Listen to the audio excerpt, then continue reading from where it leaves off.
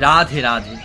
আজ আমি শ্রীমদ্ ভগবদ গীতার প্রথম অধ্যায়ে অর্জুন বিষাদ যোগের দ্বিতীয় শ্লোকটি আলোচনা করছি।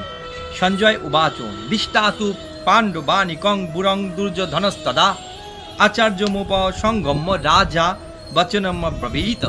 অনুবাদ: সঞ্জয় বললে, হে রাজন, পাণ্ডবদের সৈন্যসজ্জা দর্শন করে রাজা দুর্যোধন দ্রোণাচার্যের কাছে গিয়ে বললেন। তাৎপর্য: ধৃতরাষ্ট্র যেহেতু জন্মান্ধ ছিলেন, দুর্ভাগ্যবশত তিনি পারমার্থিক তত্ত্বদর্শন থেকেও বঞ্চিত ছিলেন। তিনি ভালোভাবে জানতেন যে ধর্মের ব্যাপারে তার পুত্রেরাও ছিল তারই মতো অন্ধ, এবং তিনি নিশ্চিত ছিলেন যে তার পাপিষ্ঠ পুত্রেরা পাণ্ডবদের সঙ্গে কোনো রকম আপোষ মীমাংসা করতে সক্ষম হবে না। এদিকে পাণ্ডবেরা সকলেই জন্ম থেকে ছিলেন অত্যন্ত ধর্মপরায়ণ। তাই রাজা ধৃতরাষ্ট্র জানতে চেয়েছিলেন সঞ্জয়ের কাছে এই ধর্মক্ষেত্র পবিত্র এই তীর্থক্ষেত্রে রণাঙ্গন ভূমিতে পরিস্থিতি কি হয়েছে।